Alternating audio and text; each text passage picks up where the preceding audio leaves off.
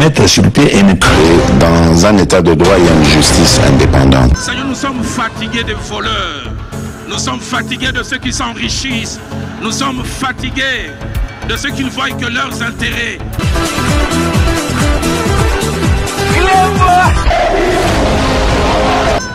Je m'engage à user de tout ce qui est en mon pouvoir pour que les erreurs du passé ne se reproduisent plus et pour que les actions nécessaires à l'avancement de notre pays soient promptement prises.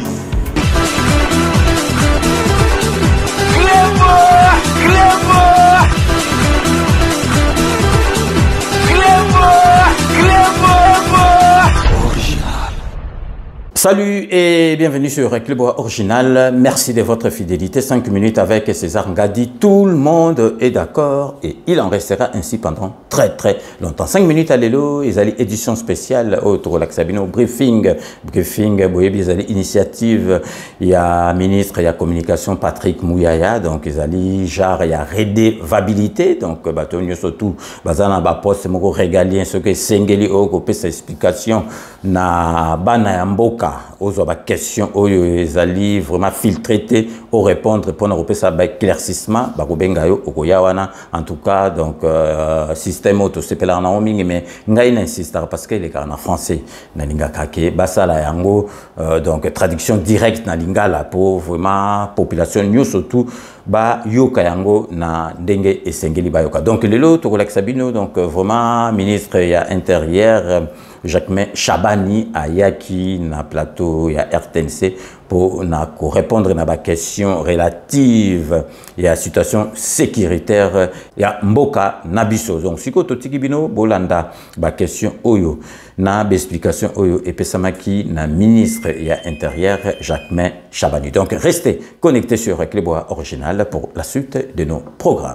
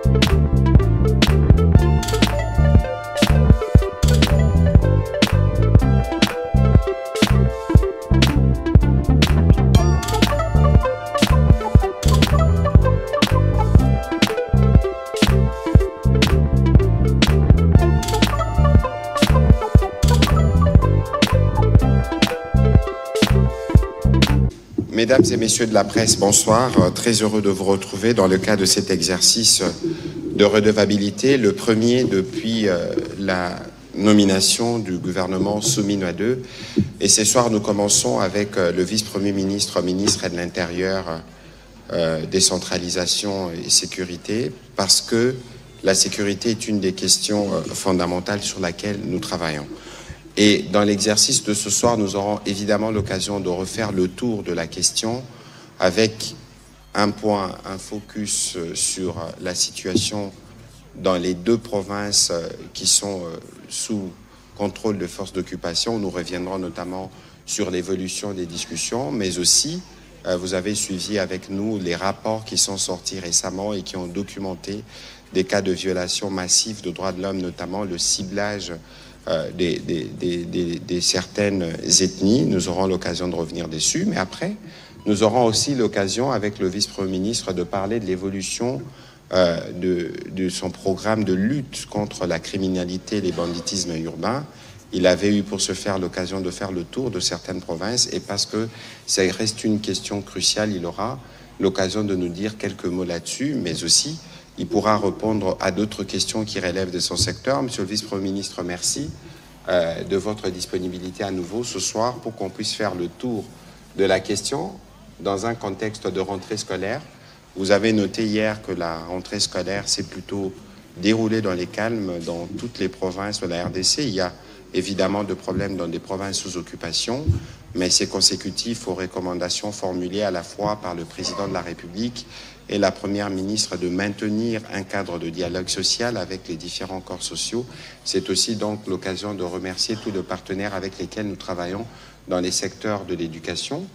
Monsieur le vice-premier ministre, avant que je vous donne vos mots pour ce soir, pour commencer, hier, vous et nous avions passé la journée aux côtés du président de la République, mais aussi de tous les chefs des institutions pour rendre hommage à 2 vaillants officiers qui sont décédés sur le champ de l'honneur, les gouverneurs militaires, le lieutenant-général Peter Chirimwami, mais aussi les générales Zaché Rugabisha.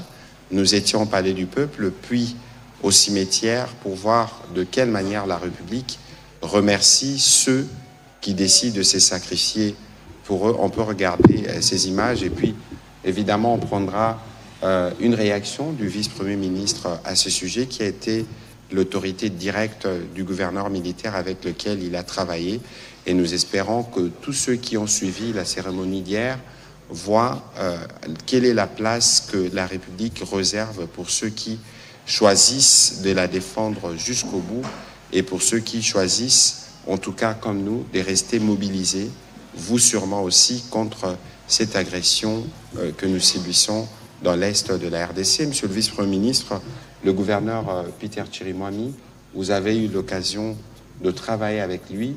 Qu'est-ce que vous pouvez dire en sa mémoire après la cérémonie en hommage qui lui a été rendue hier au Palais du Peuple, aux côtés justement de cet autre vaillant officier qui est décédé au front?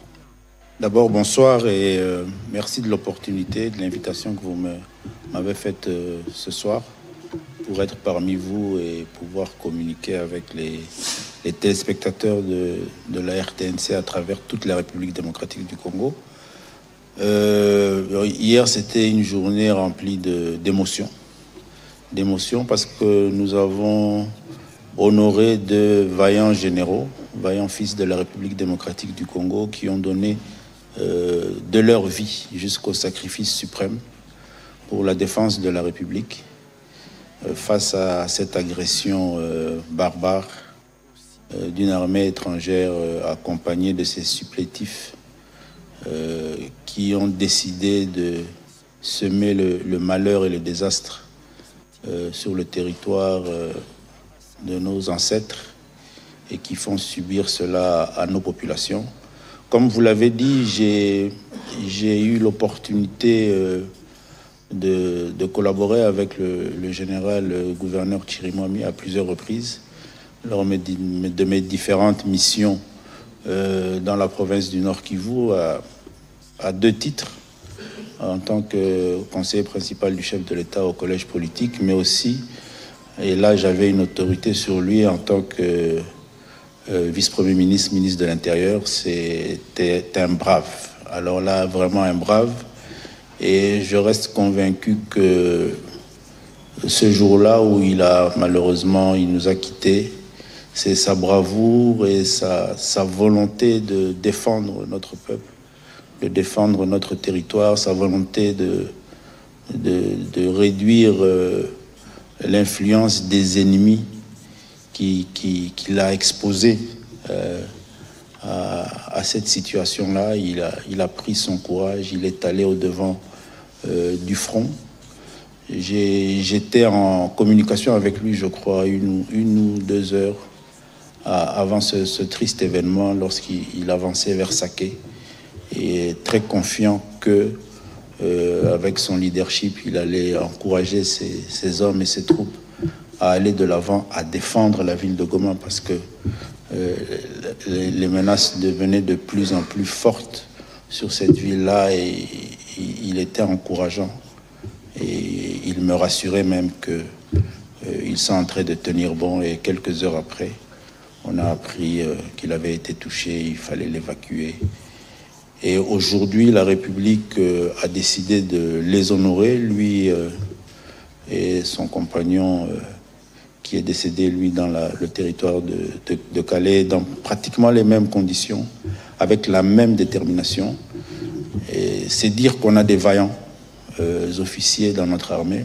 C'est dire que notre cause est juste parce qu'ils décident et ils sont convaincus, ils continuent à être convaincus qu'au prix du sacrifice suprême, la République est à défendre, notre combat est juste et nous allons vaincre. Et nous avons ce devoir de les honorer et la meilleure manière de les honorer, c'est d'aller jusqu'au bout, aux côtés et derrière le président de la République, chef de l'État, pour atteindre notre objectif de souveraineté, de liberté et d'indépendance. Merci beaucoup, Monsieur le Vice-Premier ministre. C'était aussi l'occasion, sûrement que vous l'avez vu, pour le président de la République, d'inaugurer le repos du soldat, le cimetière destiné à accueillir ceux qui se dévouent pour la défense de la patrie. Monsieur le Vice-Premier ministre, avant que nous puissions entrer dans le sujet du jour où nous allons faire le tour de la situation sécuritaire, mais tout à l'heure, vous avez ouvert un atelier sur les mécanismes de stabilisation des institutions provinciales. Qu'est-ce que vous pouvez nous en dire? Parce que nous savons que les provinces sont tout le temps secouées par des crises de collaboration entre gouverneurs et présidents des assemblées provinciales et d'autres structures provinciales. Effectivement, c'est depuis la conférence des gouverneurs qui s'est tenue, si je ne me trompe pas, dans la province de l'Équateur, ville de Mbandaka, que le président de la République avait pris des instructions qui nécessitaient à ce que le gouvernement puisse s'engager à un encadrement des provinces et des institutions provinciales, un encadrement permettant à leur stabilité. Et c'est le travail que nous faisons de façon assez rigoureuse au niveau du ministère de l'Intérieur. Et au cours du 44e Conseil des ministres, la question est revenue dans les débats et une nouvelle instruction a été donnée qui a permis à ce que le ministère de l'Intérieur puisse présenter certaines orientations qui pouvaient permettre à ce que les institutions provinciales puissent se mettre dans un état d'esprit de convivialité qui allait concourir à la stabilité de ces institutions-là. C'est comme ça qu'il a été aussi initié et décidé que nous puissions organiser un cadre d'échange et de réflexion entre les acteurs de ces institutions, accompagnés des institutions ou des services du ministère qui ont la responsabilité de les gérer. Et nous avons décidé d'organiser un atelier de renforcement de capacité engagé sous la thématique de la stabilité et du fonctionnement des institutions provinciales. C'est ainsi que nous avons invité les gouverneurs des 26 provinces, donc des 25 provinces et de la ville de Kinshasa, ainsi que les bureaux, les 5 membres des bureaux des assemblées de ces différentes provinces et de la ville de Kinshasa. Nous les entretenons pendant 2 jours dans cet atelier sur différentes thématiques qui va permettre à ce que nous puissions avec eux en sortir avec un engagement consensuel et ferme sur des directives qui vont permettre à ce que nous nous convenions sur une stabilité de ces institutions et une collaboration conviviale entre l'organe de contrôle et l'exécutif, c'est-à-dire l'Assemblée provinciale et le gouvernement provincial. Et cela, nous le voulons pour leur permettre de travailler et de produire, de livrer les différents programmes de développement qui sont entendus de ces différentes provinces, parce que effectivement la politique de la territoriale actuelle de la décentralisation veut que le développement soit conçu, créé à la base au niveau de ces différentes entités territoriales. Et pour que cela soit une réalité, il faut qu'il y ait une certaine stabilité pour permettre à ce que ces programmes de développement non seulement soient conçus, mais soient aussi exécutés, de même que ceux qui viennent du gouvernement central.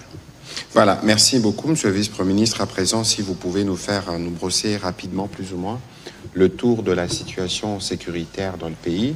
nous avons suivi, notamment, nous avons travaillé ensemble sur les différents incidents qui se sont passés dans le Rutshuru, où on a noté qu'il y avait un ciblage ethnique. Il y a des rapports, notamment de Human Rights Watch ou du Bureau des Nations Unies pour le droit de l'homme, mais aussi la situation à Uvira. Qu'est-ce que vous pouvez nous dire en grande partie pour ces provinces, mais aussi l'évolution du processus de la lutte contre la criminalité et les banditismes urbains dans nos différentes villes? Bon, il y a les territoires occupés, et on va commencer par là. Je crois qu'en ce qui concerne les territoires occupés, que ce soit dans la province du Nord ou du Sud Kivu, la situation sécuritaire est pratiquement la même en termes de violation des droits de l'homme. Nous continuons au jour le jour à enregistrer les différentes violations des droits de nos concitoyens qui vivent dans des conditions extrêmement difficiles d'insécurité. Il faut dire que ce soit les rafles et les enlèvements des jeunes gens continuent pour les enrôler de force dans les mouvements armés.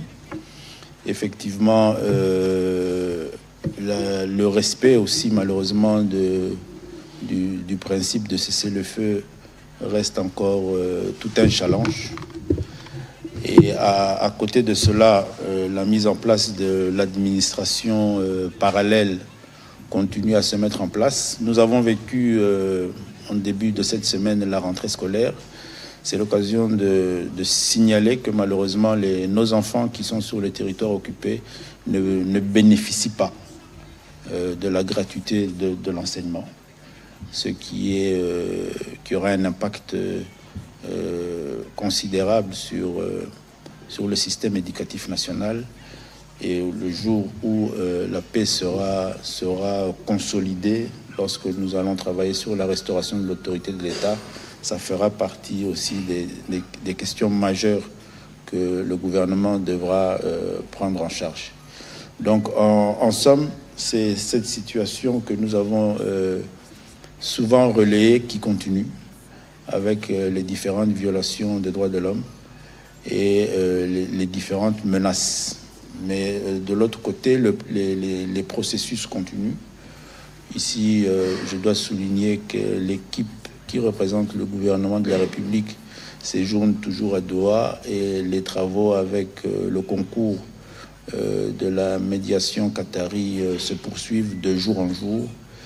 Il y a eu des échanges conformément à la déclaration de principes qui ont débuté sur les mesures de confiance avec la problématique de la libération des prisonniers.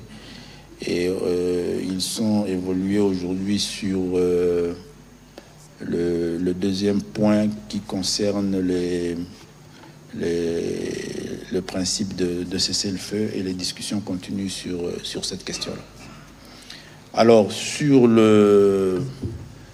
les autres provinces, je crois que nous avons tous eu à constater que nous avons quand même réussi à avoir une rentrée scolaire plus ou moins dans des conditions respectables. Un travail a été fait depuis les semaines précédentes avec le ministère de l'EPST pour arriver à trouver un compromis avec les écoles et les enseignants.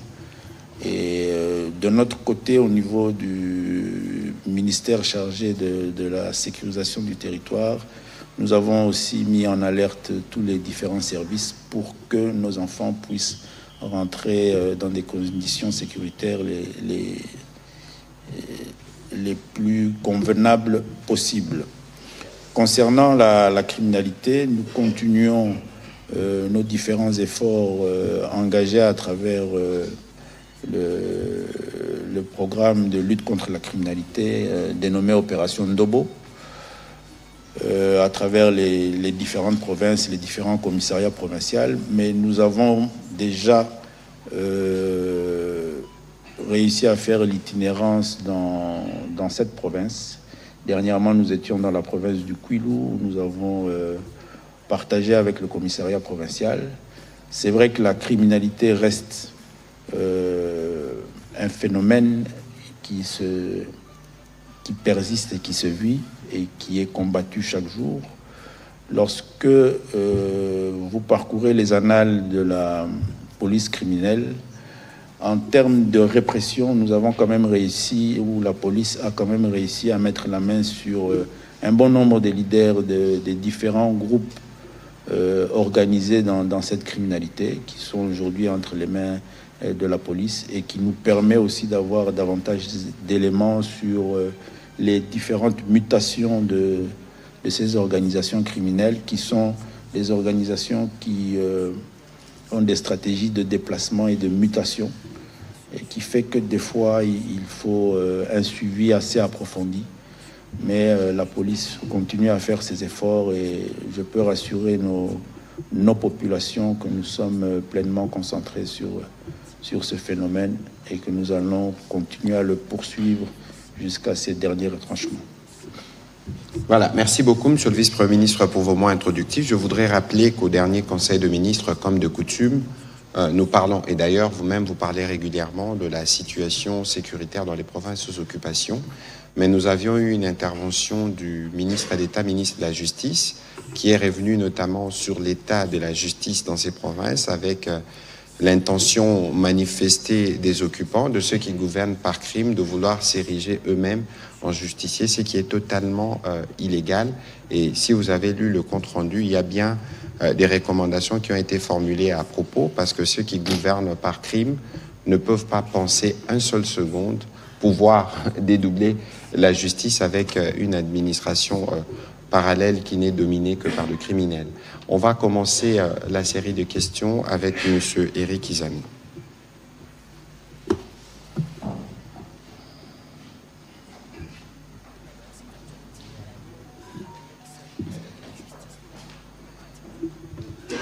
Merci, Excellence, de la parole. Tous les Congolais attendent de retrouver la paix à travers tout le territoire national. En même temps, nous assistons à plusieurs initiatives. Je voudrais savoir si vous, au niveau du gouvernement, vous réagissez comment par rapport justement à l'invitation de la Fondation Thabo Mbeki, qui aussi a fait appel aux Congolais de ce côté-là.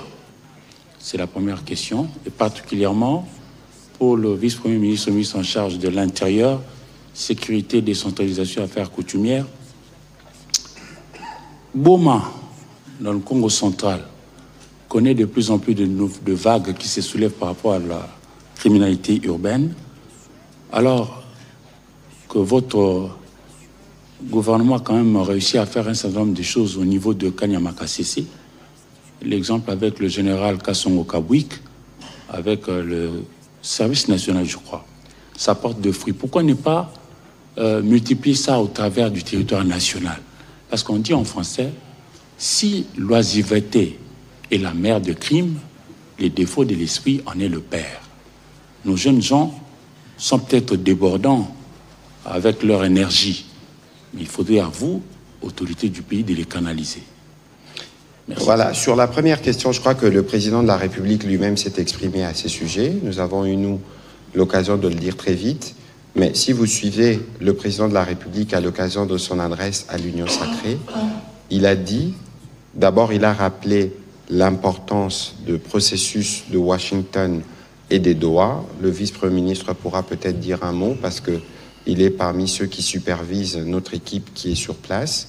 Ensuite, au plan interne, il a dit que c'est lui les garants et que c'est le seul à prendre l'initiative pour une quelconque forme de dialogue.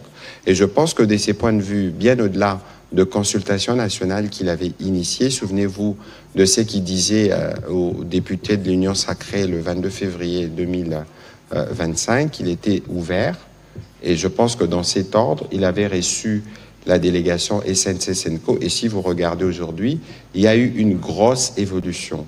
Ce qui était au départ des initiatives portées par les catholiques et les protestants, portées par la société, par les églises évangéliques, notamment autour de l'évêque Ejiba, ont été réunies. Une feuille de route a été présentée.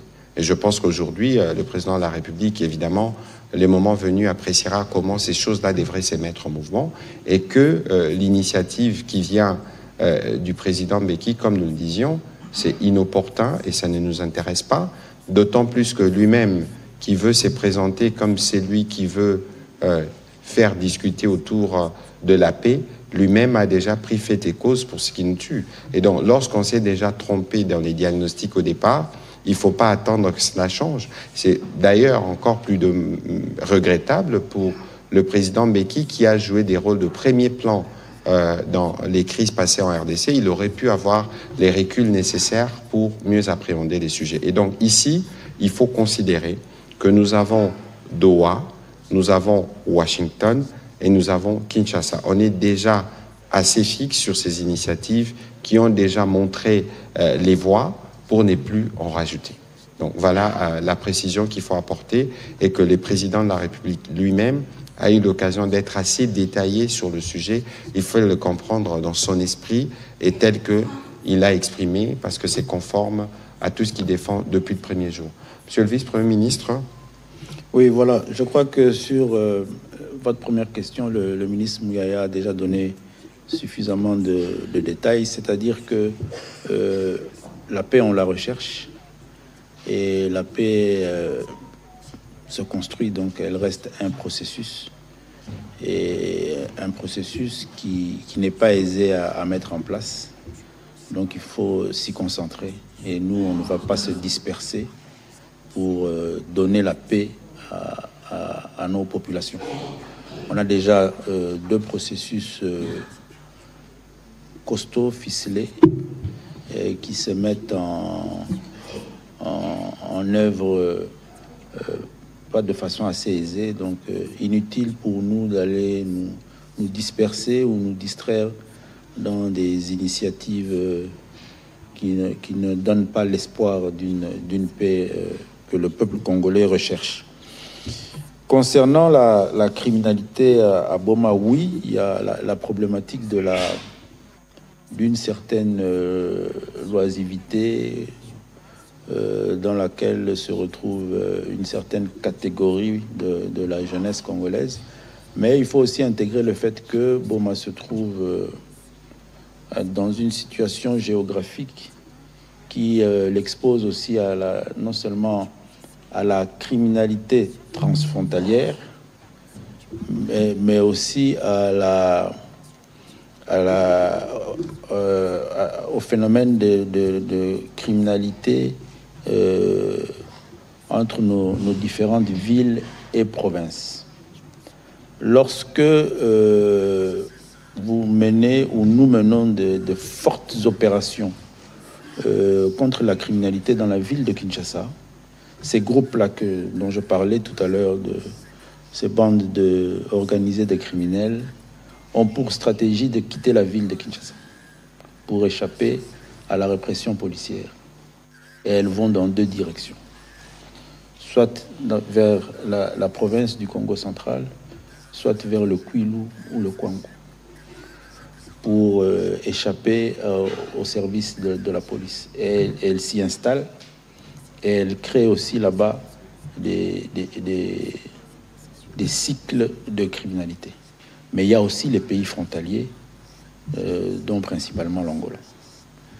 Et c'est clairement visible, les dernières arrestations qui ont été faites dans ces différents groupes de criminels, on trouve non seulement ces nationalités-là, mais aussi en termes d'identification des citoyens congolais résidant dans telle province qui sont dans des mouvements migratoires entre les différentes villes. Depuis ce qu'on a connu dans la ville de Boma dernièrement, des événements regrettables, nous avons envoyé le commissaire général de la police nationale congolaise en mission pour inspection au niveau interne de la police.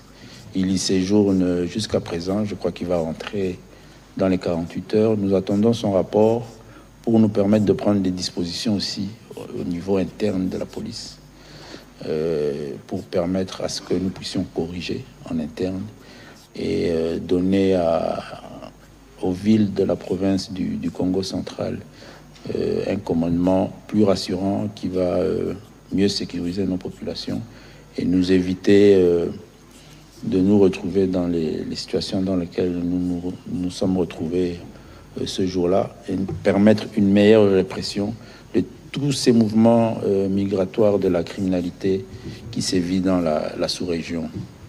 Et je crois que ça va aider, mais l'idée de voir le service national prendre de l'ampleur dans nos différentes provinces, c'est un projet du président de la République et il y tient beaucoup et il en a fait un service rattaché à son cabinet pour pouvoir suivre et faire en sorte à ce que ce service se déploie. Il est en train de se déployer dans les différentes provinces et je crois que en termes d'encadrement de notre jeunesse, ça donne déjà des fruits et ça va continuer. Voilà, on va prendre la question de John Kanyunyu, puis ce sera Patrick Lacoué.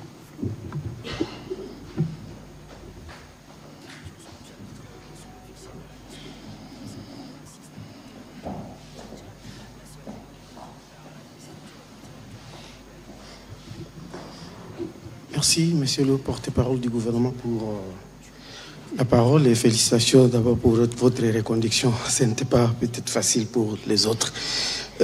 J'ai une question pour vous et une autre pour le VPM, Jacquemin Chabani. Monsieur le porte-parole du gouvernement, quel est votre commentaire sur la condamnation de l'ex-ministre et ministre d'État de la Justice, Constant Moutamba? Et pour le vice-premier ministre et ministre de l'Intérieur, en votre qualité des responsables de la sécurité de tous, pourriez-vous nous dire ou nous éclairer sur les dispositifs sécuritaires qui ont été mis autour de la résidence du détenu, maintenant du prisonnier Moutamba? Et il y a eu des scènes de pillage vers sa résidence. Est-ce que les enquêtes ont été ouvertes à ce sujet? Merci beaucoup. Je crois qu'on doit faire un effort pour rester dans le sujet.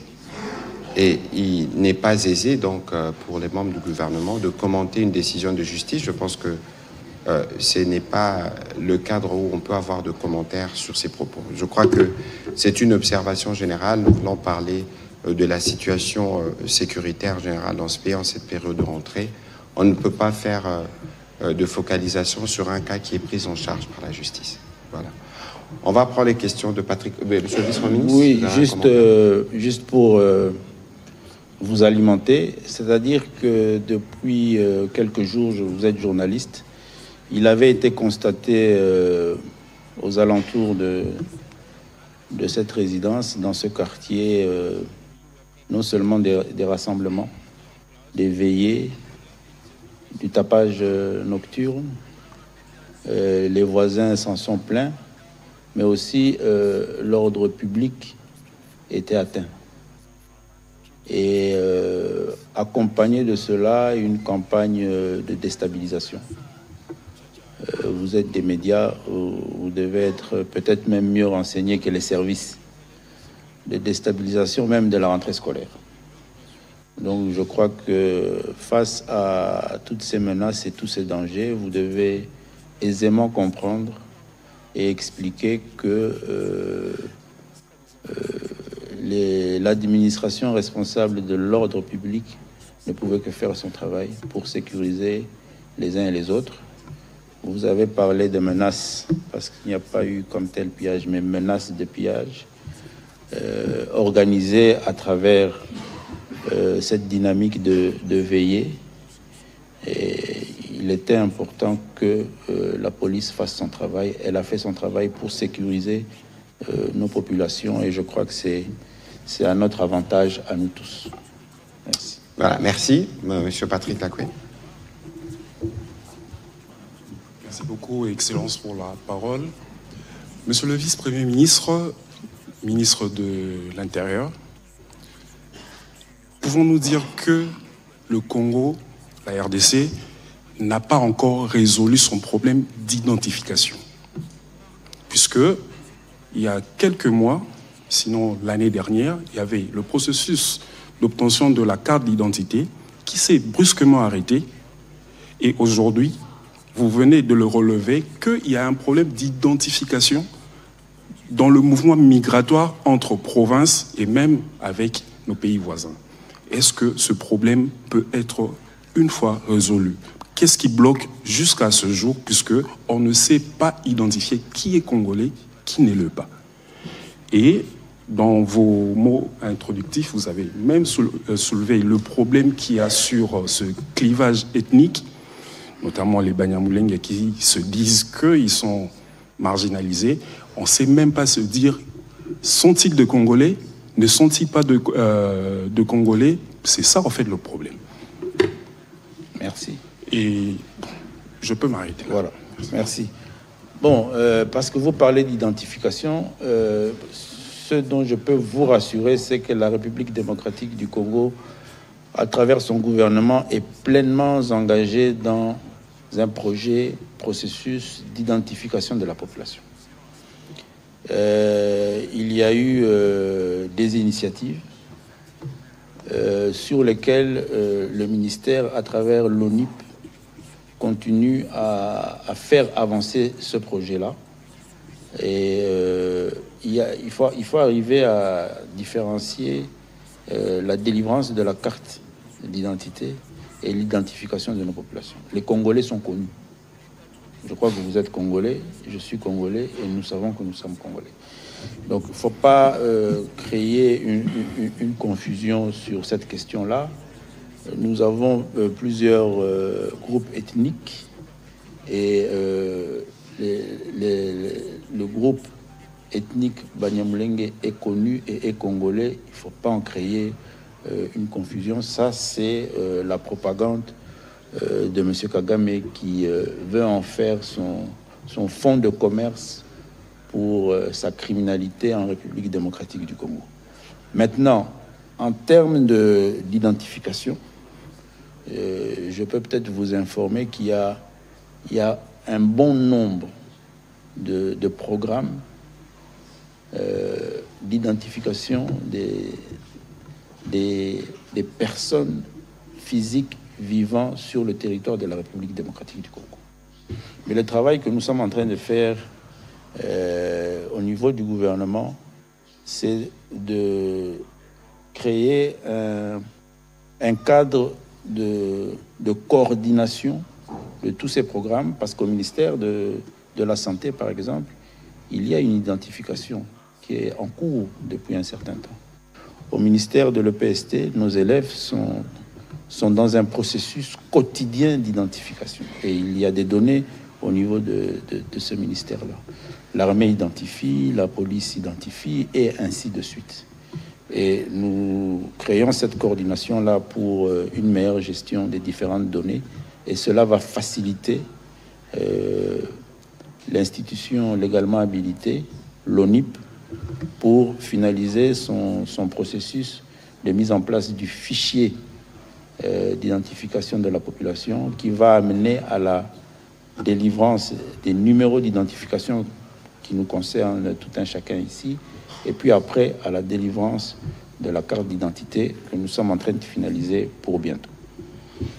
Alors, je crois que... Oui, allez-y. Est-ce que cette base de données est interrogeable?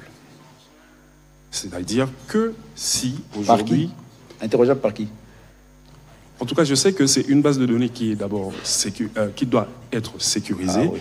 Si les différents services peuvent interroger cette base de données, c'est-à-dire la police peut facilement, pour retracer, exemple, un criminel, interroger, je dis, la police de Mbandaka peut-elle interroger la base de données de Kinshasa pour un mouvement migratoire qui a eu lieu sur un groupe de gens qui sont arrivés à Mbandaka et que la police veut identifier ces personnes?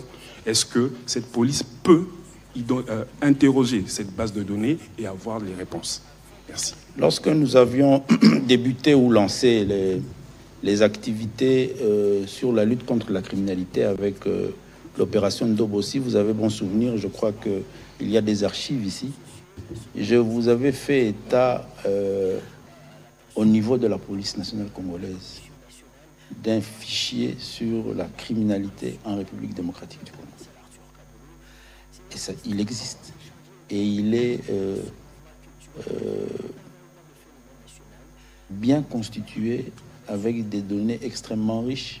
Et je peux vous dire que c'est ce fichier-là qui a permis à ce qu'aujourd'hui, la police nationale congolaise, à travers ses différents services, puisse mettre la main sur différents criminels et réduire sensiblement. C'était l'année passée. Ça nous a permis d'avoir un mois de décembre, principalement dans les grandes villes, plus ou moins dans une certaine quiétude. C'est pour vous dire que ces bases de données, elles existent. Et maintenant, ce sont des bases de données sécurisées. C'est-à-dire que ce n'est pas tout le monde, ce n'est pas n'importe quelle administration qui a droit à avoir des données de ces bases, de ces éléments-là. Parce que même vous-même, vous n'accepterez pas que tous les éléments qui concernent votre identification soient mis à la disposition de n'importe quelle administration. C'est géré, et la loi le prévoit, c'est principalement l'ONIP qui en a la gestion et qui donne ou qui donnera à chacune des administrations les éléments dont elle a besoin. Mais en matière de criminalité, au niveau de la police, je peux vous rassurer que les éléments sont là. Une base de données est bien constituée et c'est ce qui permet à ce qu'on sait facilement identifier ces criminels. Ils sont connus, on connaît non seulement leurs habitudes, mais leur lieu d'influence. Voilà, donc, au-delà de ce que le vice-premier ministre a dit, on aura peut-être l'occasion de revenir, mais je voudrais attirer votre attention sur la dangerosité de l'introduction de votre question lorsque vous parlez de marginalisation de population Banyamulenge. Parce que dans les obsèques qui ont eu lieu hier, le colonel qui a été élevé au titre posthume de général Zaché Rugabisha était un officier. On ne l'a pas identifié comme un Munyamulenge, mais il sortait de cette ethnie. Vous avez vu les honneurs qui lui ont été rendus le même jour qu'un gouverneur, un lieutenant général. Ça veut tout dire de la considération que la République accorde à ceux qui choisissent de mourir pour la patrie. Ici, lorsqu'on le regarde comme de patriotes. On ne le regarde pas parce que tel vient d'une telle communauté ou de telle autre. Et si vous suivez tous les jours à la télévision nationale, le président de la République donne pour exemple, justement, parce que si vous en parlez, c'est parce qu'il y a un narratif développé par le président rwandais qui vise à stigmatiser cette communauté. Le 13 août dernier, moi qui vous parle, j'ai représenté les gouvernements à la célébration, à la commémoration, du massacre de Gatumba. Et je pense que régulièrement, dans Congolais Téléma, nos compatriotes ici, issus de cette communauté, prennent régulièrement parole. C'est pour vous dire qu'au niveau du gouvernement, nous ne faisons pas des distinctions. C'est pour vous dire aussi qu'il faut faire attention sur la dangerosité de ces discours, parce que s'il faut rentrer dans la comptabilité, vous allez voir qu'il y a eu un vice-président ici de cette communauté. On a un ministre d'État ici de cette communauté. On a des députés issus de cette communauté, des vaillants militaires. Et donc, il faut faire attention pour ne pas prêter les flancs au discours de haine supposé qu'on nous prête dans un pays où nous avons 450 ethnies. Le vice-premier ministre a été, lui, au centre de la réconciliation entre Mbole et l'Angola. Dans la périphérie de Kinshasa, nous avons un conflit autour de Mobondo, les Batekiers, les Bayaka. Et donc, lorsque nous parlons de ces conflits, pourquoi on ne vient pas dire « Ah, on a marginalisé tel ou tel autre ». Donc, ces vocabulaires-là, il est dangereux. C'est justement ce qui permet à l'ennemi de penser ou de trouver une porte d'entrée pour une communauté qui est en réalité victime. Parce qu'aujourd'hui, si certains compatriotes peuvent avoir des appréhensions sur nos compatriotes Banyamulenge, c'est justement parce qu'il y a un président d'un pays voisin, dans son dessein de s'aimer les malheurs et la désolation, se présente comme un défenseur d'une communauté congolaise.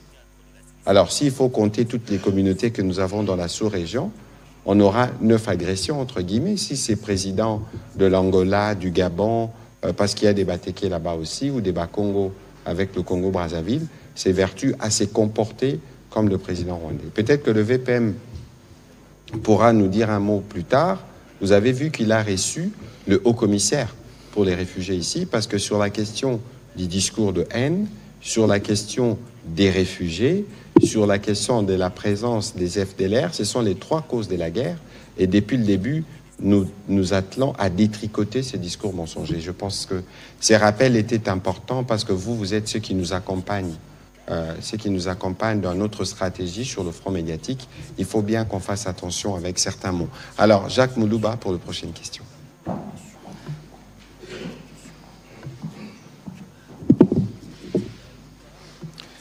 Merci. 2 petites questions au VPM de l'Intérieur.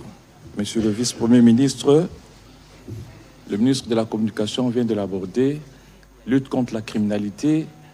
À la porte d'entrée de Kinshasa, dans la commune de Maluku, effectivement, il y a l'activisme de Mobondo.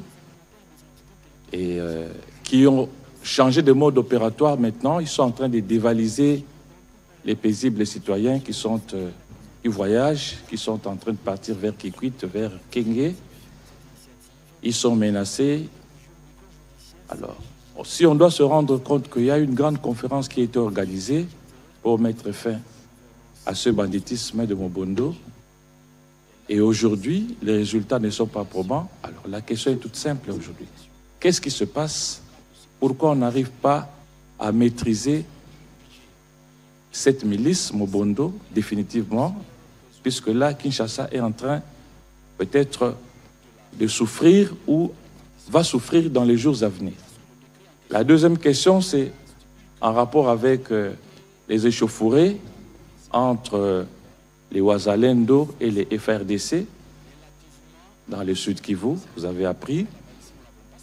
Et pourtant, les deux doivent avoir comme ennemi commun, ils sont là au front pour lutter contre un seul ennemi, mais ils commencent à se rentrer dedans. Alors vous, en tant que patron de l'Intérieur, quelle est la lecture que vous en faites et surtout, quelle peut être la solution par rapport à cette situation?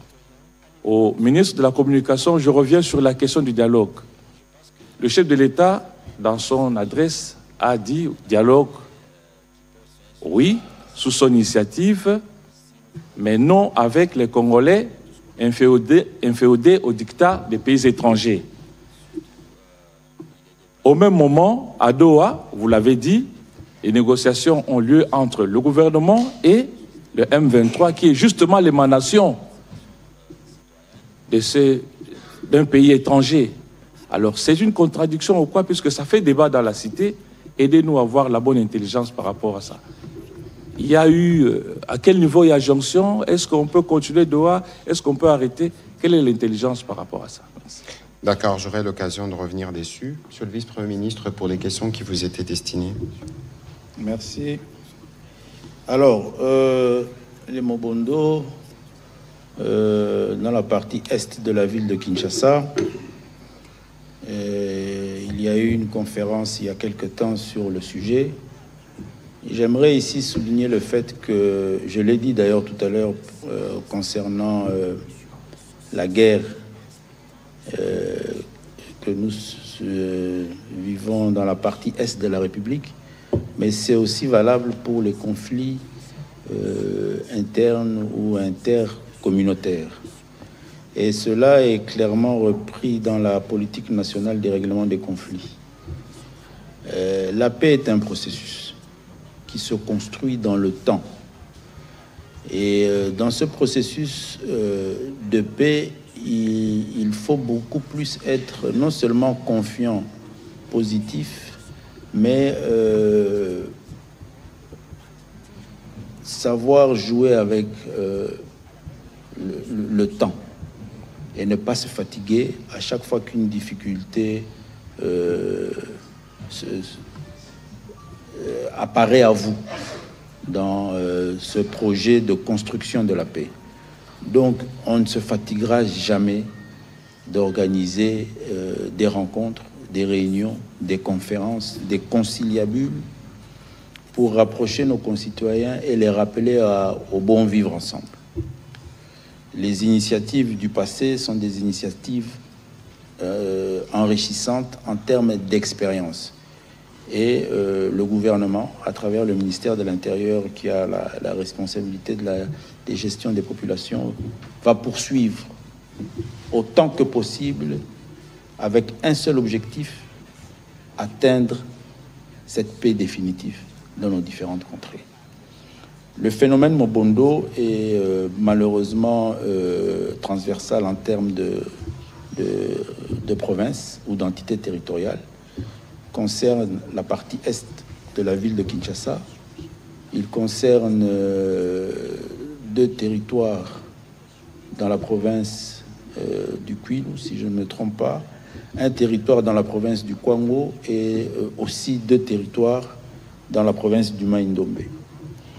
Et nous, au niveau du gouvernement, nous sommes en pleine mise en œuvre de notre politique de règlement de conflits. Nous travaillons avec principalement les caucus des élus nationaux et provinciaux de ces différentes provinces. Et nous nous activons à travers des itinérances. Nous venons de faire la province du Congo il y a quelques mois, celle du Kwilu il y a 3 semaines si je ne me trompe pas, et d'ici une dizaine de jours nous serons dans la province du Mai-Ndombe, avec l'optique, dans un calendrier assez proche, d'organiser dans ces différentes provinces, mais aussi dans la ville de Kinshasa, des forums de paix, où nous allons réunir non seulement les communautés concernées par les différents conflits, mais aussi les forces vives de ces différentes entités pour discuter encore avec elles.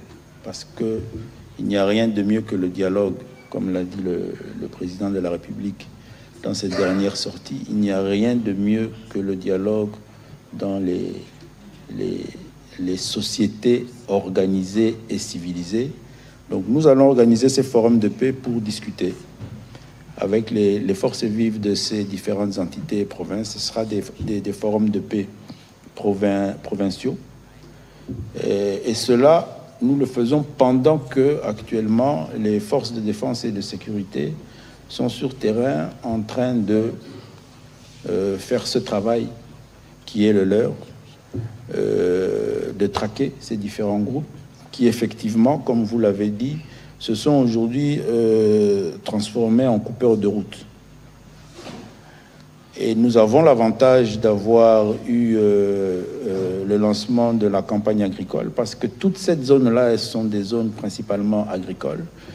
Le chef de l'État a lancé la semaine passée la campagne agricole dans une partie de ces zones concernées par le phénomène Mobondo, parce qu'effectivement, il y a cette jeunesse, ces forces, ces énergies-là qu'il faut arriver à capitaliser dans le bon sens, à les retirer dans la criminalité pour qu'elles soient des énergies productives. Et nous allons nous appuyer sur tout cela avec différents mécanismes et systèmes mis en place pour régler cette difficulté-là. Donc ici, en résumé, je voudrais vous dire qu'il ne faut pas se fatiguer. Bien au contraire. Il faut nous encourager mutuellement à convaincre les différentes personnes et organisations concernées par cette problématique-là. Je peux vous rassurer que les dernières activités qui ont eu lieu sur cette question-là ont déjà démontré qu'au niveau des communautés, Yaka, Teke, Tende dans le Mai-Ndombe et consorts, au niveau des communautés, il n'y a plus de problème comme tel. Nous avons maintenant affaire à des groupuscules qui s'organisent en coupeurs de route, en banditisme. Bien sûr. Et comme je l'ai dit, les forces de défense et de sécurité sont en train de s'en occuper. Et nous allons venir après, à travers nos activités dénommées Forum de paix, pour consolider cette paix-là et la mise en œuvre, parce qu'il y aura différents programmes de réinsertion des populations qui se sont déplacées. Dernièrement, je me suis retrouvé au Congo d'en face, où j'ai dû aller rendre visite à nos compatriotes qui sont réfugiés à l'extérieur parce qu'il y a des déplacés internes ici en République démocratique du Congo, mais nous avons des concitoyens qui ont quitté le territoire national pour fuir ces violences-là et qui se retrouvent dans le pays d'en face. Et c'est tout cela que nous sommes en train de programmer, leur retour à eux aussi, leur réinsertion dans leur village d'origine. Et il ne faut jamais se fatiguer dans de telles initiatives parce que la paix, elle se construit dans le temps. Alors, concernant Uvira, effectivement, nous sommes préoccupés par la situation qui s'y vit et c'est une situation qui a un volet sécuritaire assez particulier que je ne saurais pas trop détailler ici, mais vous êtes une chaîne nationale, la RTNC, je crois qu'on est suivi. Je pourrais rassurer les populations que le gouvernement est pleinement préoccupé par cette situation et que nous sommes en train de travailler avec non seulement le commandement général des FARDC, mais aussi le gouvernorat de la province et les différentes forces vives de cette ville martyre d'Uvira, pour que la quiétude revienne dans un temps assez court. Alors, concernant la question que vous avez posée au porte-parole du gouvernement sur Doha, lorsque le président de la République parle du dialogue des Congolais qui ne sont pas téléguidés par des forces étrangères, mais c'est tout à fait logique. Et c'est comme je l'ai dit, la paix est un processus, et nous sommes dans un processus, Doha est un processus. Il va falloir que pour qu'on dialogue bien, et nécessairement c'est un dialogue qui pourra s'organiser ici à Kinshasa, je ne crois pas que quelqu'un parmi nous ici puisse concevoir que nous allons dialoguer avec des gens qui vont quitter là où ils sont, Kalachnikov, mitraillettes en main, avec des poignards dégoulinant du sang des Congolais pour entrer ici à Kinshasa, dialoguer avec nous sur la paix. Cela est impossible. Le dialogue se fera lorsqu'ils auront abandonné tout ce qui les lie à la souffrance et au mal du peuple congolais. La souffrance et le mal du peuple congolais, c'est leur dépendance de cette puissance étrangère qui veut le malheur du Congo, et c'est logique. Voilà, avant de faire un tout petit commentaire sur ce que le vice-premier ministre vient de dire, je voudrais qu'on réécoute le président de la République à ces sujets. Je suis un homme de dialogue et depuis toujours, je suis issu d'ailleurs d'une culture politique basée sur un combat politique qui prônait le dialogue. Et donc, je me suis toujours servi de cet instrument qu'est le dialogue pour rassembler, réunir et orienter les décisions de toutes nos résolutions. Et cela ne va pas changer. Voilà pourquoi toujours, comme l'a dit le secrétaire permanent, je ne me laisserai pas distraire par des initiatives prises ci et là.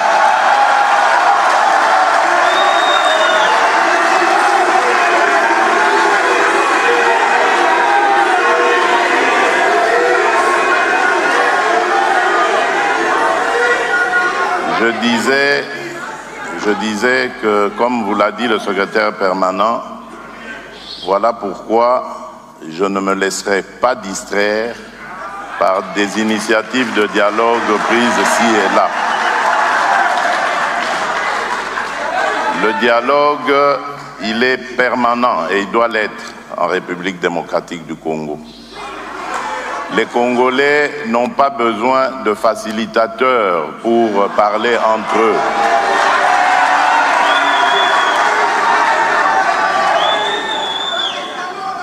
Les Les Congolais n'ont pas besoin de prendre des armes pour s'opposer les uns aux autres pour terminer par le dialogue. Les Congolais ont démontré qu'ils sont démocrates, qu'ils sont engagés pour la démocratie et l'état de droit dans leur pays. Et si tous les Congolais se mettaient dans cette dynamique, nous n'aurions plus de guerre, nous n'aurions plus des compatriotes qui vont se soumettre à la volonté de certains voisins pour faire du mal à leurs propres frères et sœurs. C'est ce Congo-là, ou ces Congolais-là, que nous devons combattre jusqu'à notre dernière énergie. Parce que ce sont ces Congolais-là qui retardent le développement de notre pays. Ce sont ces Congolais-là qui favorisent les pillages de nos ressources naturelles, des ressources qui auraient pu contribuer davantage aux efforts que nous faisons pour redorer le blason de notre économie. Voilà pourquoi je dis dialogue, oui, mais dialogue avec les Congolais qui veulent reconstruire leur pays, le sortir de la crise, et non les Congolais qui sont inféodés au diktat des pays voisins.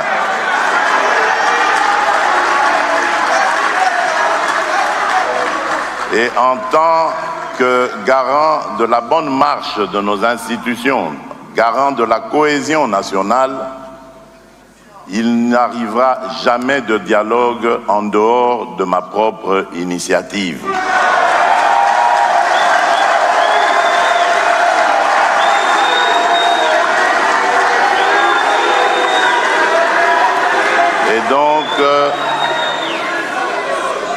Et donc, toutes ces bonnes volontés qui s'évertuent à vouloir nous aider à parler entre Congolais, c'est bien, merci pour ça, mais je crois qu'elles ont d'autres chats à fouetter.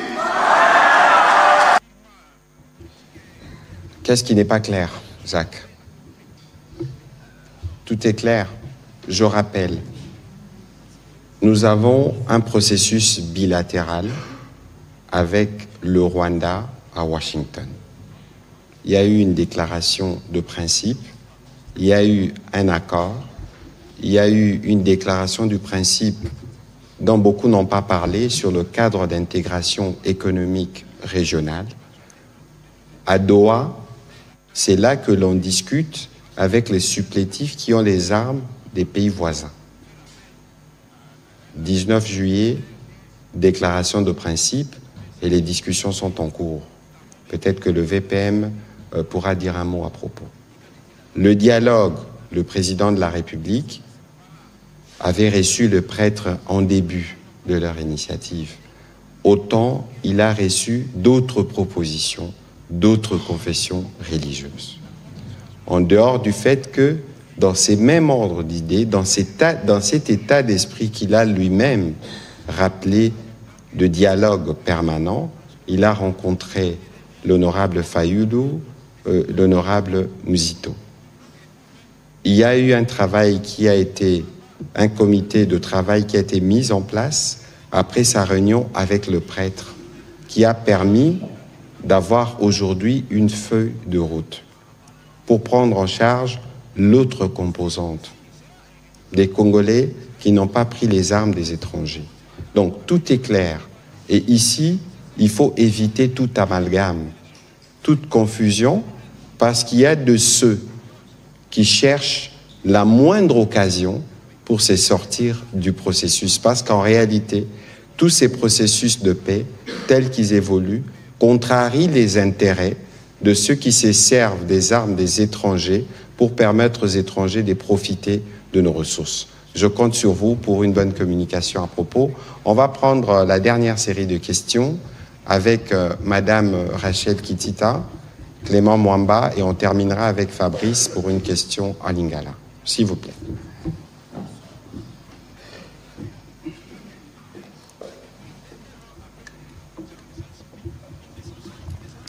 Merci beaucoup, monsieur le porte-parole, pour la parole. D'abord, les deux petites questions au vice-premier ministre et ministre en charge de l'Intérieur. Je voudrais parler de la situation de la province du Haut-Katanga. Première question, qui dirige à ce jour la mairie de Lubumbashi? Qui est maire de Lubumbashi? Parce qu'il y a peut-être une confusion, si pas de la part de l'opinion, mais on dirait qu'il y a un problème de lecture et de compréhension de texte. Ensuite, pour son gouverneur, le gouverneur Kiaboula, que l'on a vu au 2e congrès de l'Union Sacrée, aux côtés des membres de l'Union Sacrée, à quand son retour à Lubumbashi? Deux petites questions au porte-parole du gouvernement. Je vais dire peut-être une question. C'est vrai que le président de la République a été un peu plus clair dans son discours. Mais permettez-moi quand même de vous poser cette question sur la dernière tribune publiée par, on va dire, l'ancien président de la République, qui pense que c'est Kinshasa qui ne favorise pas une réconciliation nationale. Dans quel ordre vous placez cette accusation, on va dire, portée contre le régime de Kinshasa, et aussi la question des opposants qui répondent favorablement à l'appel de Thabo Mbeki en Afrique du Sud? N'est-ce pas une méthode ou une façon de crédibiliser ce processus? Écoutez, il y a l'honorable Martin Fayulu qui s'est exprimé à propos. Pour ce qui nous concerne et pour des raisons qu'on a bien avancées, nous estimons que c'est une initiative qui est inopportune. Quelle est la force des résolutions qui sortiront de là, de cette réunion? Ça ne se décrète pas sur une réunion de cette nature, ne se décrète pas ou ne s'annonce pas tel que fait sur les réseaux sociaux, parce qu'il fallait préalablement prendre des dispositions. De toute évidence, nous avons un schéma qui est clair. Je l'ai rappelé tout à l'heure, nous sommes déjà engagés sur ces schémas qui donnent des résultats au plan diplomatique, tout au moins sur papier, et nous attendons de voir, parce que Washington ne peut pas produire pleinement ses effets si nous ne terminons pas Doha. Donc nous sommes dans des processus qui se complètent et sur lesquels nous nous focalisons.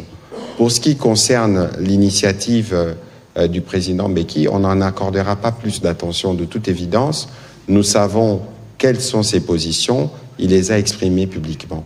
Alors, sur la tribune de l'ancien président, je pense que ceux qui veulent la paix se disposent pour la paix. Et je ne suis pas sûr que dans ses derniers mouvements, il a montré que c'était un homme prédisposé pour faire la paix. Pour le reste, c'est des commentaires parce qu'on veut trouver garder une place dans l'opinion, mais dans le cœur, parce que tout part de là, l'agenda est différent. Ce sont les actes qui l'ont prouvé, et je pense qu'il y a eu des choses qui ont été dites à propos qui illustrent parfaitement l'état d'esprit dans lequel il se trouve. Je ne suis pas juriste pour commenter des décisions de justice, mais je voudrais ici rappeler que pour les anciens présidents, il existe une loi.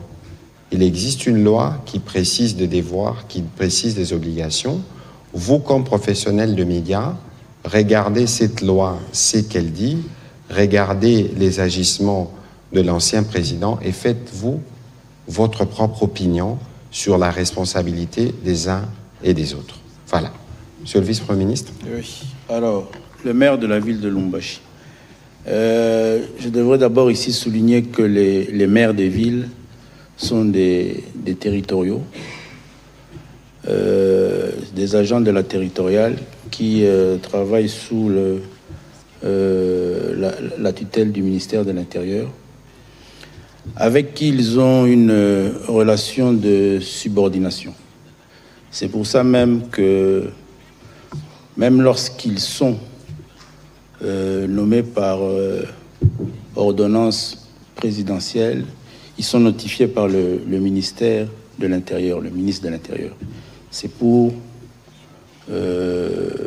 cristalliser cette relation de subordination. Et même lorsque ils obtiennent une décision de justice, c'est le ministère de l'Intérieur, à travers son ministre, qui, une fois signifié, les notifie, les installe pour leur permettre de travailler dans ce cadre-là d'une relation de subordination. Malheureusement, dans la ville de Lubumbashi, nous sommes dans le constat d'incidents qui vont se régler. Et ce sont malheureusement encore des incidents d'insubordination, mais ça va se régler. Il y a un maire, M. Patrick, qui gère la ville. Et soyez rassurés, je rassure les Louchois que ces incidents vont trouver un règlement dans les jours qui viennent, et la quiétude va reprendre la ville. Il n'y a pas à s'affoler sur cela. C'est peut-être des manques d'expérience qui font qu'on en arrive à ce type de situation-là. Alors, concernant le gouverneur, je ne saurais pas vous dire quand est-ce qu'il pourra rentrer dans la ville de Lubumbashi. C'est un dossier qui est en pleine instruction. Il faut laisser les services appropriés poursuivre et finaliser l'instruction. Moi-même, à mon niveau, j'attends encore les différents rapports. Et puis, les décisions seront prises. Donc, il n'y a pas aussi à s'affoler. Il n'y a pas péril en demeure. C'est des responsabilités, autant d'être gouverneur que d'avoir la gestion aussi de la territoriale. Donc, il s'est passé des faits et les services sont en train d'instruire. Tout ça pour sécuriser nos populations, qui nous fait confiance et à qui on donne la responsabilité aux uns et aux autres de gérer. Donc, il n'y a pas à s'inquiéter. Mais je voulais aussi rebondir sur les questions que vous avez posées au porte-parole du gouvernement. Je crois que la presse, même si elle aime être au milieu du village, mais il faut arriver aussi à faire ce métier de la façon la plus objective possible. Monsieur Kabila, ancien président de la République démocratique du Congo, ne peut pas se permettre aujourd'hui de dire que Kinshasa ne favorise pas le dialogue, pendant que lui, ancien président de cette République, bénéficiant d'une loi qui lui donne des privilèges, pas des moindres, mais aussi des obligations, a pris les armes contre la République. Et ça, ce n'est plus un débat. Il n'y a pas de débat à faire là-dessus. Toute personne sérieuse, avisée, qui suit la crise sécuritaire que vit et subit le peuple congolais, toute personne qui cherche et qui recherche des informations sur cette crise, connaît et sait qui est la personne qui est derrière cette crise, quel rôle joue M. Kabila dans cette crise. Il en est le chef de guerre. Alors vous ne pouvez pas prendre les armes pour réclamer un dialogue. Vous ne pouvez pas tuer des milliers, faire déplacer des millions de Congolais, les faire vivre pendant plus de 3 ans autour de la ville de Goma, dans des conditions... Je ne sais pas si vous avez oublié ce qui s'est passé ces 3 dernières années, où les territoires de Nyiragongo, Rutshuru, Masisi se sont vidés pendant plus de 2 ans, où les territoires de Masisi et de Rutshuru n'ont pas connu les élections de 2023, à la suite de l'action de M. Kabila, ancien président de la République, qui a été élu dans ce pays, qui a bénéficié du suffrage de ce pays à plus de 2 reprises. Il a décidé de prendre les armes pour tuer les Congolais. Et il ose parler de dialogue. Ça, c'est se moquer de ce peuple et de cette nation. C'est se moquer de tous ces morts que lui a occasionnés. Il faut aller voir comment les gens vivent dans ces territoires occupés. La ville de Goma, de Bukavu se vide chaque jour. Vous avez nos concitoyens qui quittent, abandonnent leur maison pour aller vivre en refuge, si pas au Burundi, en Ouganda, au Kenya. Est-ce qu'il faut ça pour obtenir un dialogue sur des préoccupations égoïstes, personnelles, ce n'est pas un dialogue. Donc, je considère que c'est insultant pour un ancien président de se permettre, quelqu'un qui a bénéficié du suffrage universel dans ce pays, de se permettre de dire cela après avoir pris les armes et tué les Congolais. Je vais renchérir pour terminer sur cette question, parce que j'ai vu aussi qu'on a parlé de persécution des militaires. De quoi on parle? Vous tous, vous êtes témoins des efforts consentis par le président de la République et les gouvernements pour mettre à la disposition de nos forces armées ce qu'il faut pour faire face à l'ennemi. Mais lorsqu'on constate qu'il n'y a pas de résultats escomptés, alors que les moyens ont été mis à disposition, comment voulez-vous parler des persécutions lorsque l'on pense que la justice qui fonctionne, parce qu'il y a toujours une phase préjuridictionnelle, pour arriver à démêler ce qui est à la base de ce que nous constatons sur le terrain.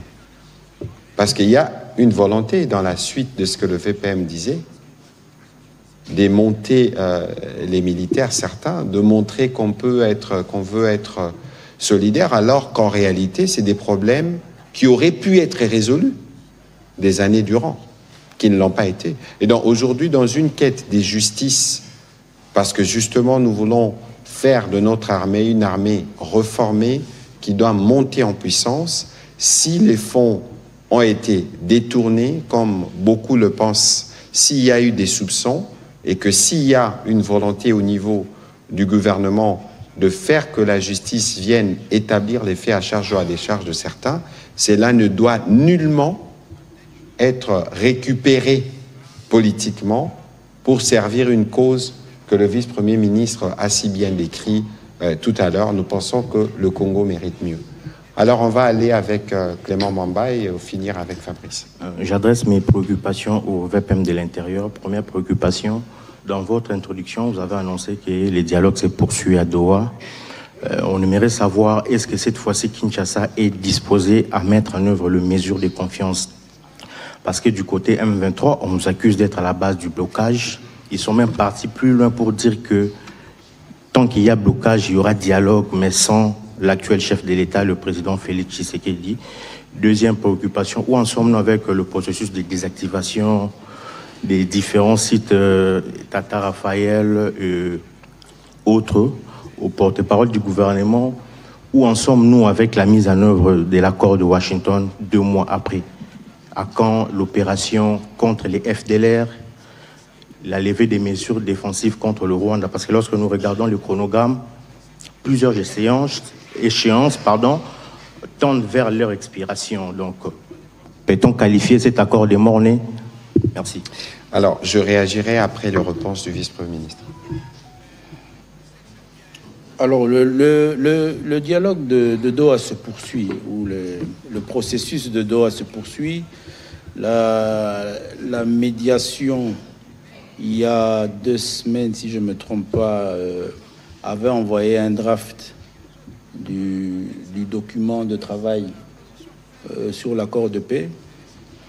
Les experts du gouvernement s'y sont rendus dans les 2 jours qui ont suivi. Et depuis lors, sont dans des échanges avec la médiation et la délégation AFC M23. Effectivement, les échanges avaient débuté sur le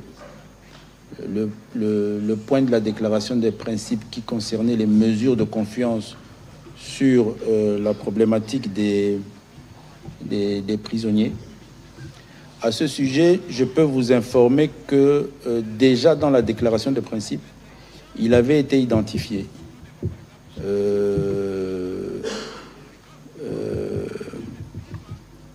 une institution, une ONG interne, CICR, le CICR, bien sûr, pour diriger ou gérer ces opérations, parce qu'elle en est spécialisée et reconnue mondialement. Donc sur cette question-là, le CICR est déjà en contact avec les différentes parties.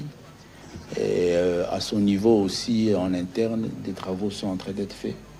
Je ne suis pas aussi autorisé à aller plus loin sur les détails, mais c'est pour vous rassurer par rapport à votre préoccupation et vous faire savoir que Kinshasa est pleinement engagé sur la nécessité de faire avancer cette dynamique.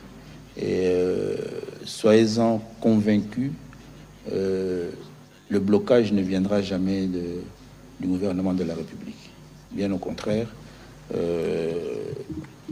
effectivement, ce processus ou cette mesure de confiance sera exécutée. Mais ce n'est pas la première fois que cet exercice se fait, peut-être pas dans ce cadre-là de détention, mais nous avons eu à le faire avec nos compatriotes, nos vaillants militaires et policiers qui étaient abrités et pris en charge par la MONUSCO, dans les installations de la MONUSCO dans la ville de Goma. Ça a été fait. Donc nous allons le refaire et rassurer les uns et les autres que nous sommes engagés en train de travailler pour résoudre ce principe-là qui va nécessairement satisfaire les uns et les autres. Monsieur le vice-premier ministre, vous allez peut-être continuer là-dessus, mais je voudrais relire ce qui est écrit dans l'accord de principe sur ces chapitres de mesures de confiance. Il est dit, les parties s'engagent à instaurer les conditions nécessaires à l'application effective de ces mesures, notamment la mise en place avec la facilitation du Comité international de la Croix-Rouge et dans le cadre de la loi congolaise d'un mécanisme permettant l'organisation de la libération des prisonniers ou détenus d'intérêt détenus par l'une ou l'autre partie. On dit Croix-Rouge, on parle de la loi congolaise. Le vice-premier ministre est avocat, c'est un ensemble sûrement des processus qui doivent être pris en compte avant de procéder à une quelconque libération. Effectivement, donc ici il faut aussi arriver à intégrer que nous sommes un État, nous sommes un gouvernement, donc les questions de liberté, de détention sont fonction des textes légaux et des institutions qui s'en occupent.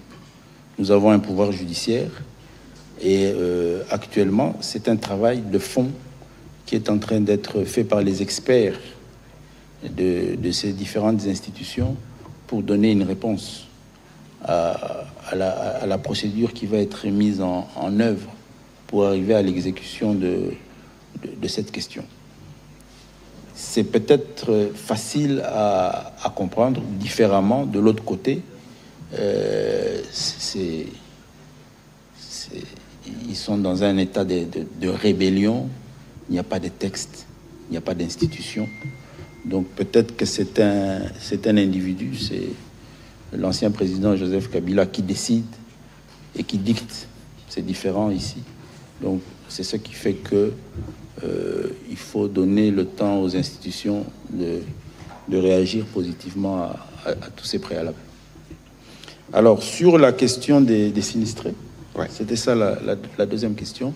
Sur la question des sinistrés, nous avions lancé l'opération de désactivation des sites dans la ville de Kinshasa. Nous avions 3 sites.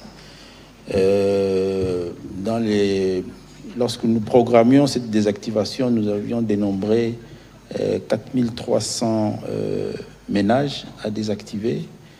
Et je peux annoncer aujourd'hui officiellement que nous avons réussi à désactiver les 3 sites où se retrouvaient les sinistrés des pluies du mois d'avril, le site du stade Tata Raphaël, du stade Kamagnola et de Lanseli.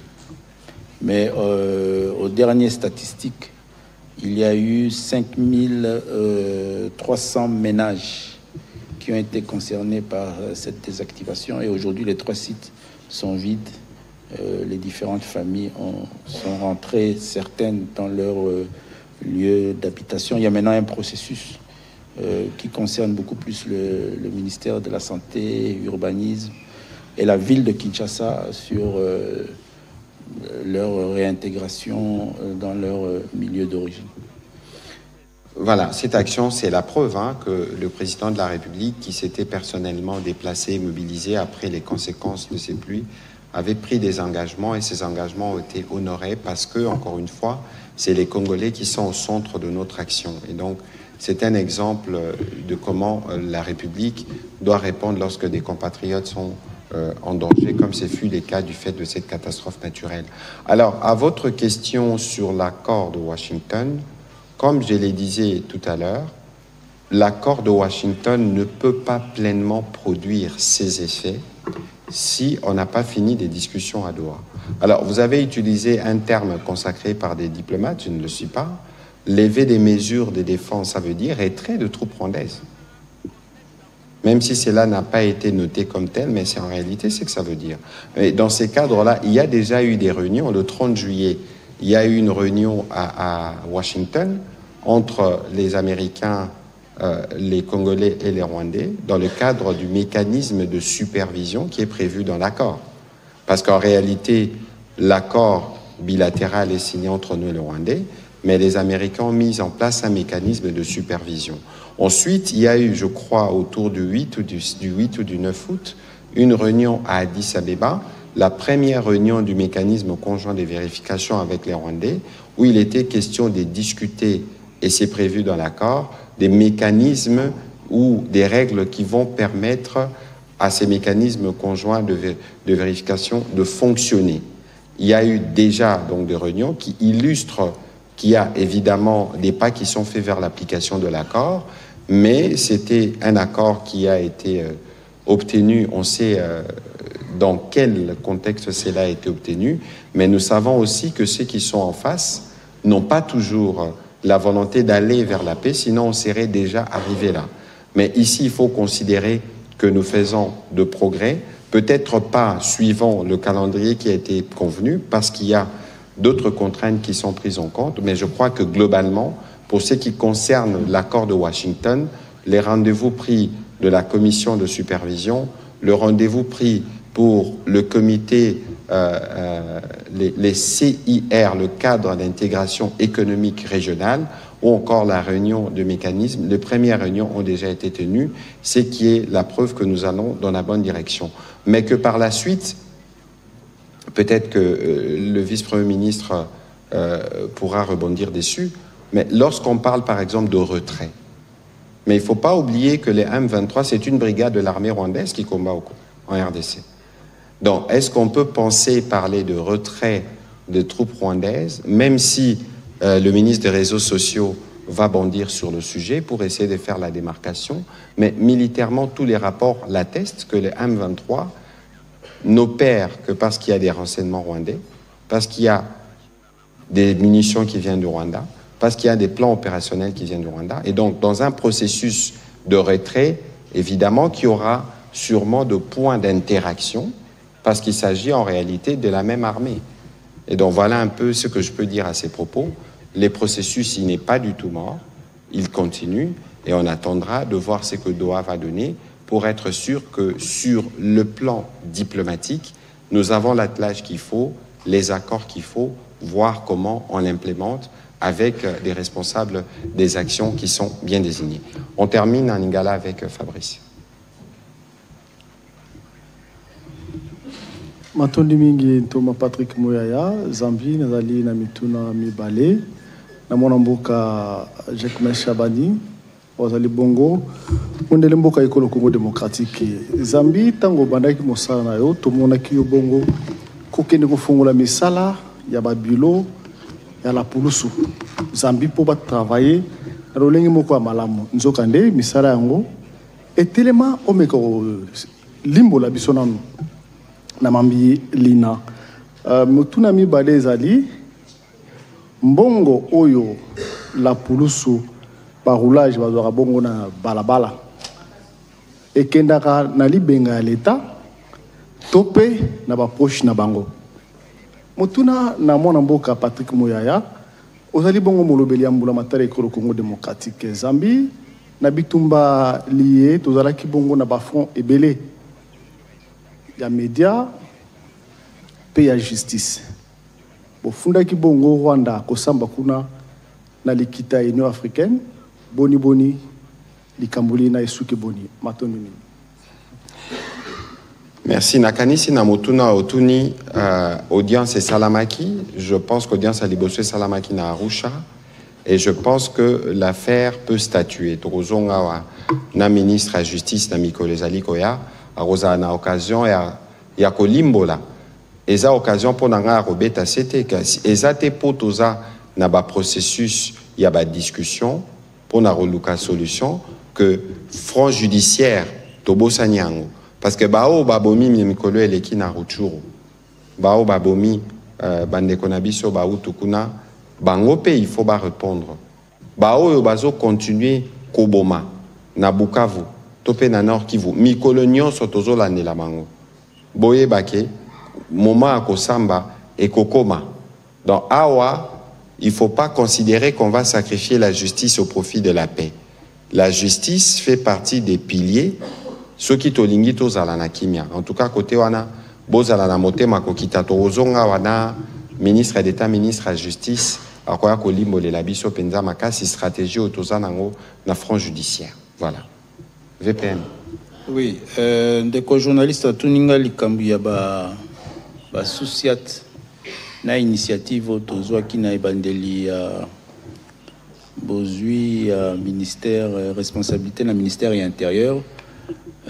Na koyebisa yo ke musala wana ezali musala tozali ko continuer na yango.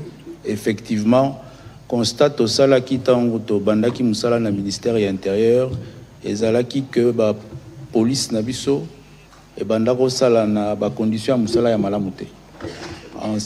Na ndenge etali ba bureau na bango. Yango to bandaki initiative na ville ya Kinshasa. Naba ezaki beaucoup plus na côté ya Funa pe ya Tchangu ya solo tozwa ki mwa ba difficulté na niveau ya chaîne de dépenses kozwa financement pour na refinaliser ba projet wana mais difficulté wana ici ezui solution ezwa ki solution tout d'abord na niveau ya pa ministère etali chaîne de dépenses, budget na finance. Mais par la suite, toye ko présenter na niveau ya Assemblée nationale loi ya programmation ya police où ils allaient s'étaler sur les 5 prochaines années. Et na kat ya loi ya programmation ya police, tozali na budget assez consistant où etali construction na réhabilitation ya ba infrastructure à police. Yango avec budget wana nakanisi inquiétude et cause à la lissoute. D'ailleurs lobby toza na réunion na vice-premier ministre ya budget pour la commission budgétaire tokoka ko se rassurer que ba budget nyoso wana oyo biso tosengaki pona ko matisa niveau ya police na biso et cause à la mise à disposition du ministère.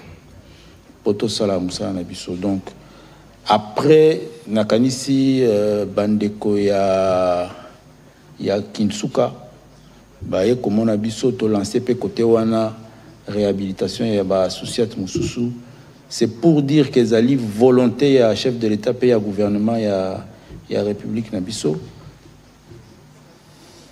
nécessité ya kopé sa police na biso ba moyen nyoso pour musala et ça dans les meilleures conditions.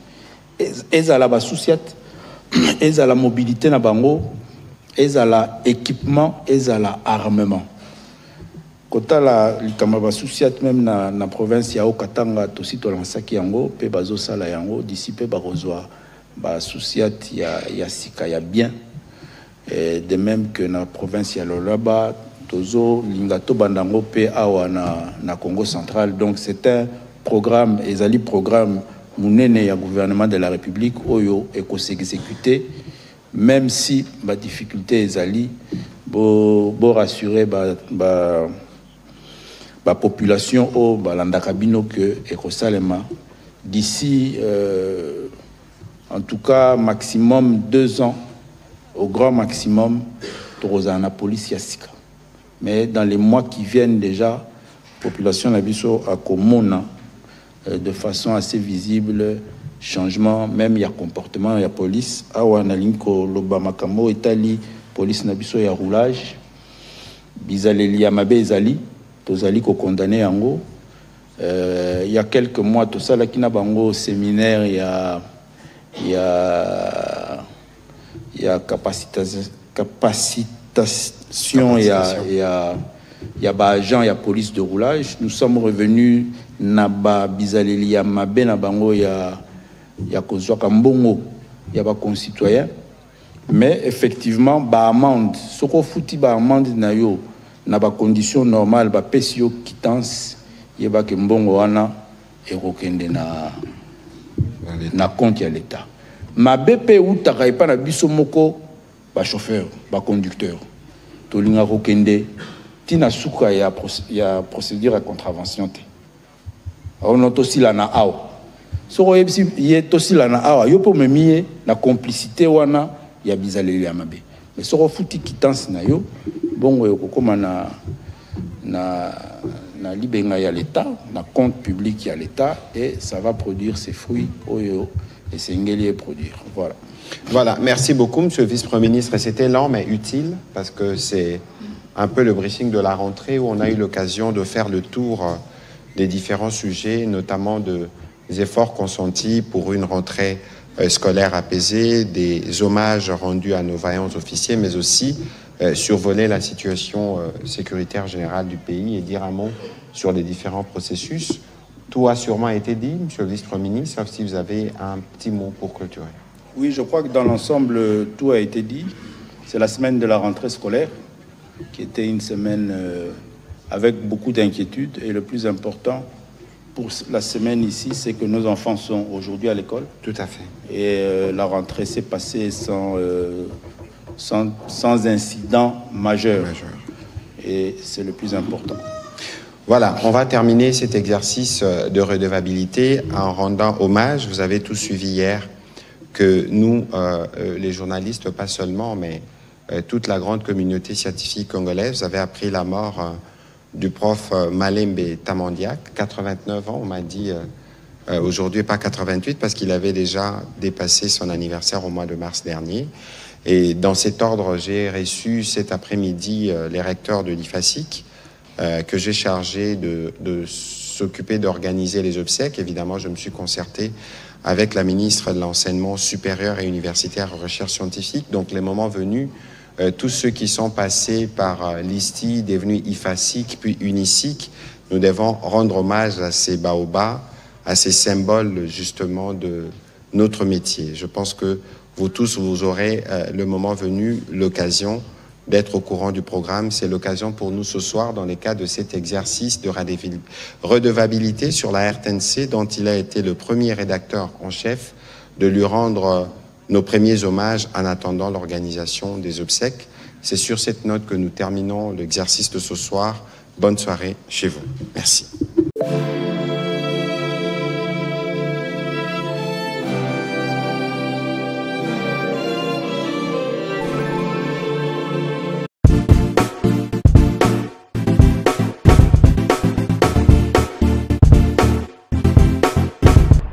Mettre sur pied et dans un état de droit, il y a une justice indépendante. Seigneur, nous sommes fatigués des voleurs. Nous sommes fatigués de ceux qui s'enrichissent. Nous sommes fatigués de ceux qui ne voient que leurs intérêts.